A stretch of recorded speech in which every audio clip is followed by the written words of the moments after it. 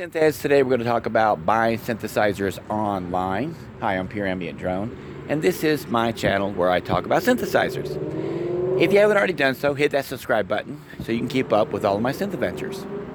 Okay, so buying synthesizers online can be risky. It can be, and it's not always easy, and you got to be very careful about who you're dealing with. We all know these things.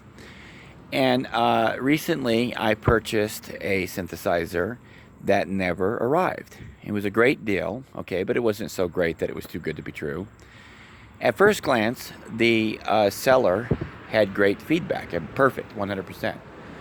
After I buy the synthesizer, after I make a commitment to it, that's when I find out that over a year ago, they didn't have such good feedback.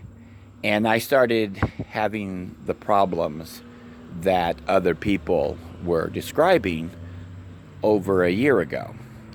And so what happened was I communicated with the seller before purchasing the synthesizer, and I was getting great communication. Wasn't perfect, but I was getting pretty good communication. And so I went ahead and committed, and I purchased the synth. Well, after I purchased the synth, 3-4 days go by, and I don't see anything about the synth being marked as shipped. So I reach out again to the seller, and this time I'm not getting any answers whatsoever, no matter how many times I email them. I like to give people time to pack up stuff and ship it out, because you never know how busy somebody can be. This guy had about 200 plus positives on his account. And so I'm thinking maybe he doesn't do this full time as a living. He could have a job, and he has other commitments that he has to take care of. But about after 5-6 days, with no response and no item being shipped, indications from the seller, I decided that it was time to reach out to eBay. And I did. And, you know, they make you wait a little longer while they try to reach the seller. I guess they couldn't reach him either, because they ended up giving my money back. And the whole thing was frustrating. And, you know, after I made the sale, that's, like I said, I went back, and when I started getting worried, you know, I wouldn't use the word worry, okay, but a little concerned. That's when I saw that the seller had some problems in the past. But, you know, it'd been over a year since they had any problems, so I'm thinking, yeah, it's cool, it's okay. But you just never know, right?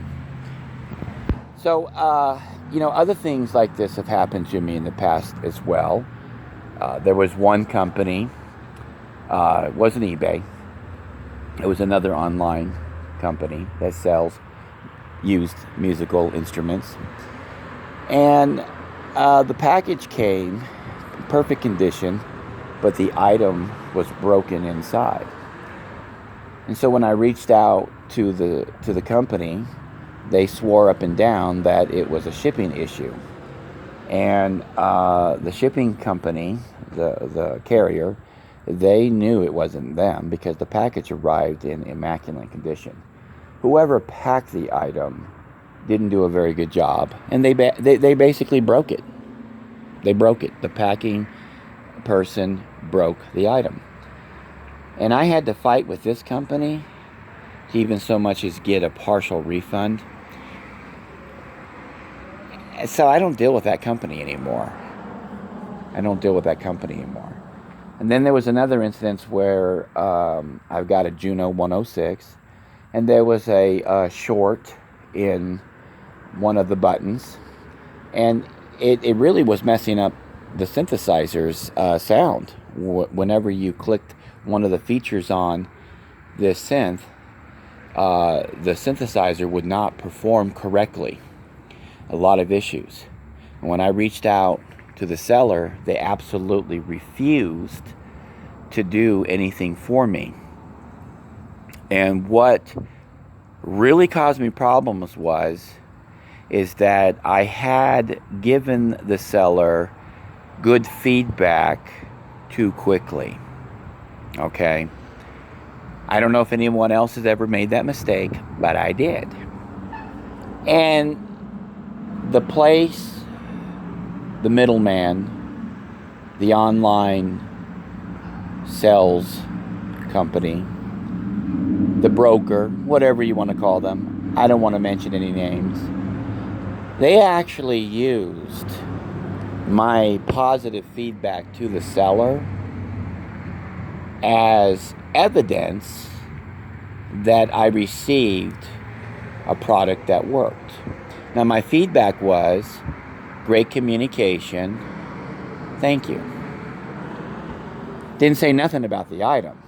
I didn't give feedback on the item, I gave feedback on the seller. Well, PayPal actually took my side because the item was damaged. But what really ticked me off was the middleman, the company.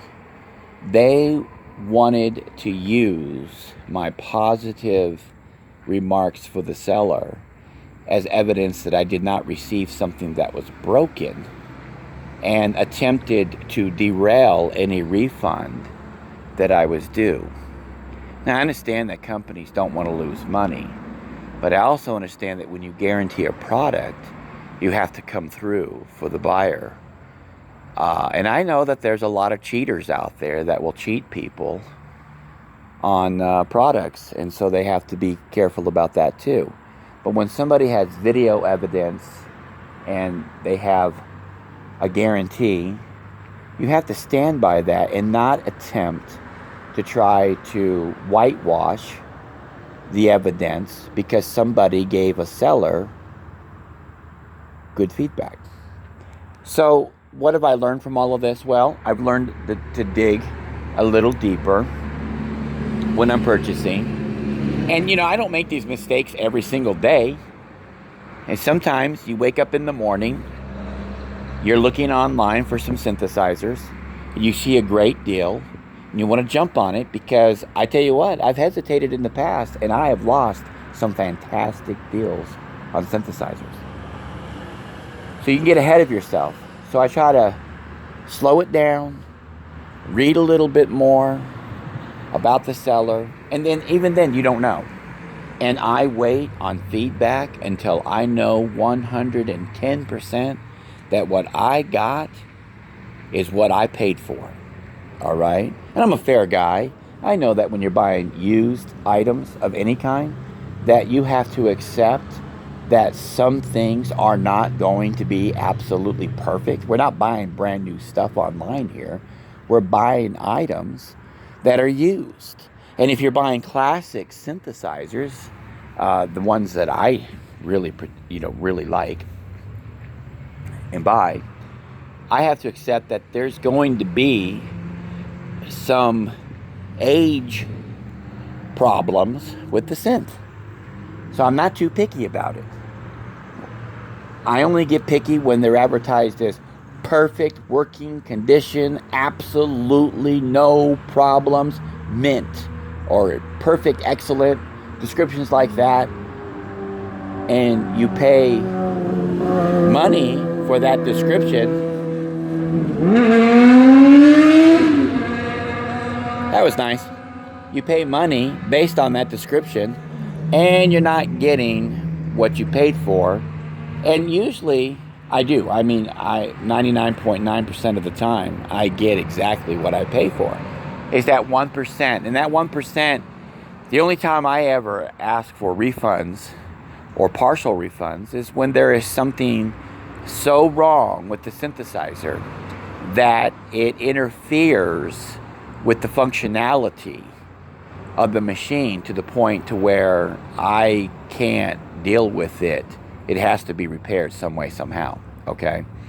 And I think that the seller is responsible for that unless they indicate otherwise in their description. So anyways, that's my take on synthesizers and purchasing them online. But I'd like to hear what you guys have to say. The comment section below misses some of you. So why don't you visit it and enlighten us with some of your tales. Maybe you've had a bad experience. Maybe you had a lot of great experience. I've had a lot of great luck online buying synthesizers. And I buy so many of them that, you know, it'd be expected that I'd have one or two issues. And I think throughout the years, I probably only had 2 major issues. And those were the 2 that I mentioned. So, yeah, leave a comment. Subscribe if you haven't already done so. And I will see you next time. Until then, keep calm and synth on.